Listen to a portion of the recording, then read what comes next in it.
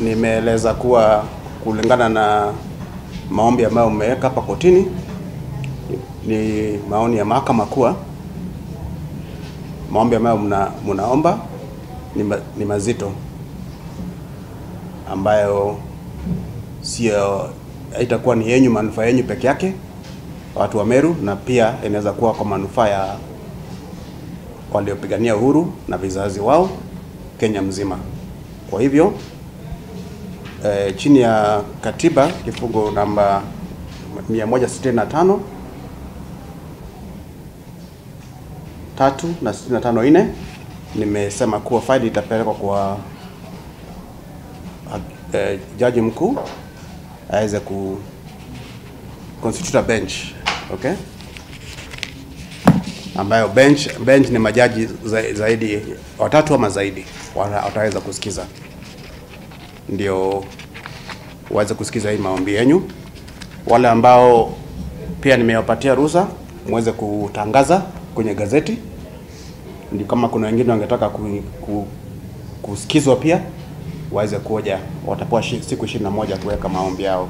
Kesi itatajwa hapa tarehe 9 mwezi wa pili mwaka ujao, tuone kama majibu itakuwa kutoka the Honorable the Chief Justice.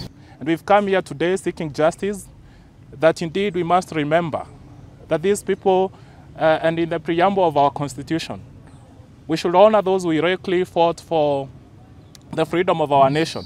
And there could be no honor without justice.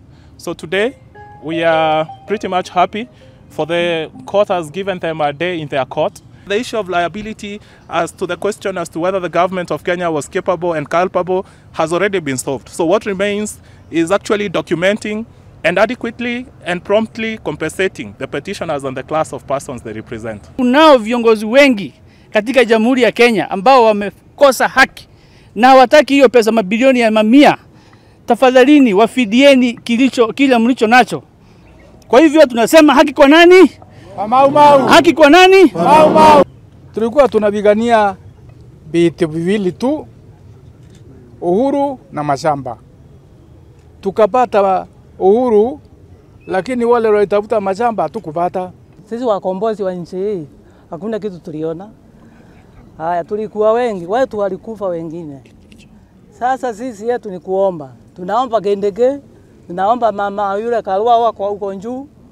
Atukumbuke sisi tumezeeka, tumekufa. Tunataka serikali tufindie ile dhuluma baba zetu, mama zetu walipata msituni.